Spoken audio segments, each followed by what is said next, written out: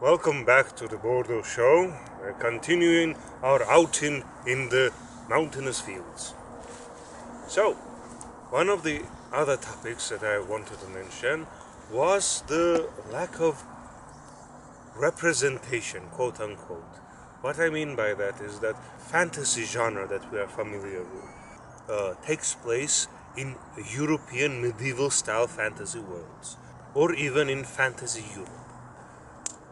But in reality, as a European, I rarely feel like my part of the world or any part of the European world outside of the British Isles or the western side of Europe gets ever represented. Even that is quite limited in its historical curiosity. I think of very few films that even attempt to capture the overly represented medieval England and Western Viking. Most of the films nowadays are sadly from Hollywood. In the olden days, Europe used to create far more films, including high art and more popular art like fantasy films, especially in the 80s. Even Soviet Union had. I'm not, as you all know, I really don't like Soviet Union and Russia, but what I can say is that USSR and Soviet era filmmaking, especially the 80s, were really great. I, a post-Soviet bred, grew up on old Soviet, Georgian and other films from Eastern Bloc where, A lot of Georgian films are anti-Soviet actually. but other notable nations were France, Italy, China and Japan. Hollywood was just one of them. But growing up in the late 90s and early 2000s, I saw the shift happen. The film studios trying and failing to fall into Hollywood mold and now becoming almost completely irrelevant, with some rare exceptions. Now only Hollywood and American vision of the world is left. As an outsider, I had an idea of what America was.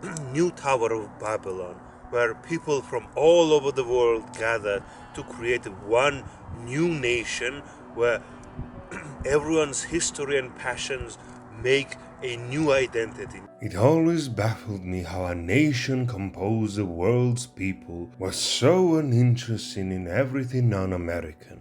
It sometimes feels like Americans don't even believe that outside the world even exists, only slightly curious with its English forefather. I feel like America is still in the shadows, mentally stuck as a British colony. It never evolved beyond that. It never truly became international nation. Of course, American world is English speaking, which leads to most of it.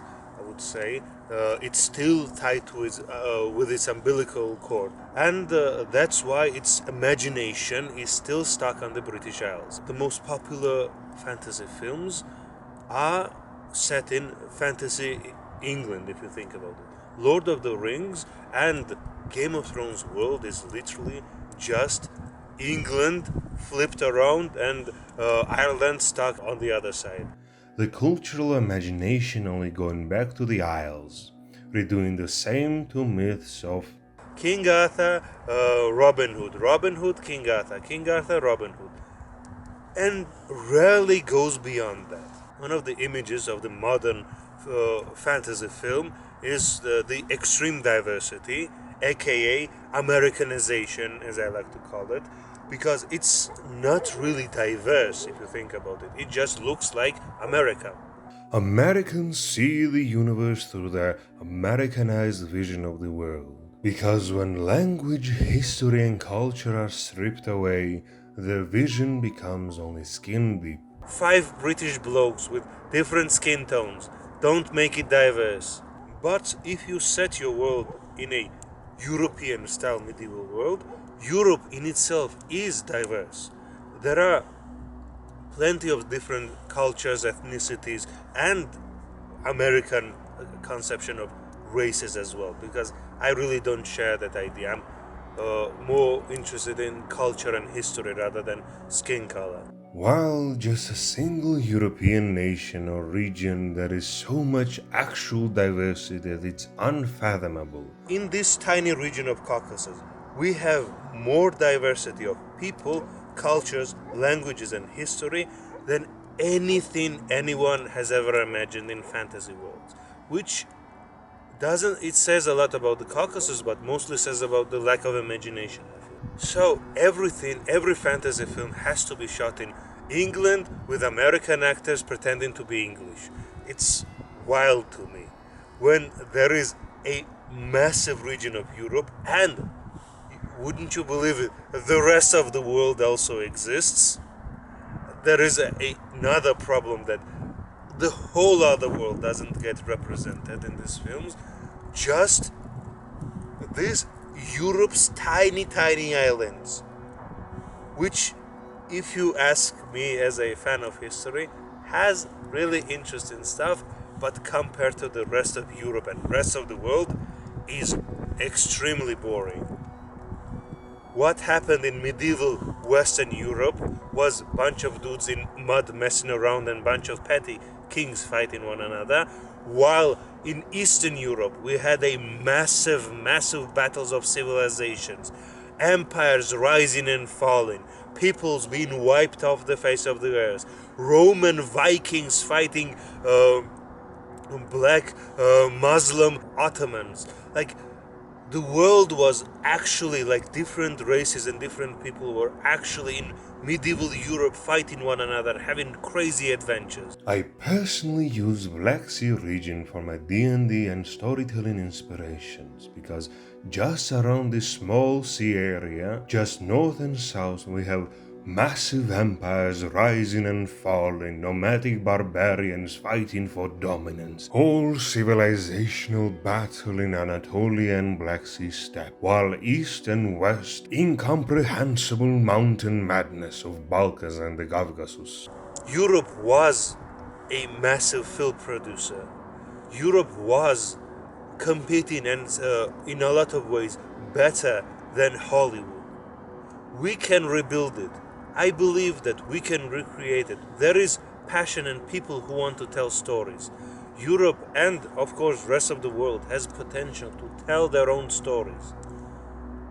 Why do we rely on Hollywood to tell our own stories? European movies in the 80s, in the 90s, in the early 2000s used to be really diverse. People from Germany, England, France, Russia, Georgia, other parts of Europe and Asia and Africa and all over the world used to unite to make something new, make something creative. For one of the examples, I would like to share a film.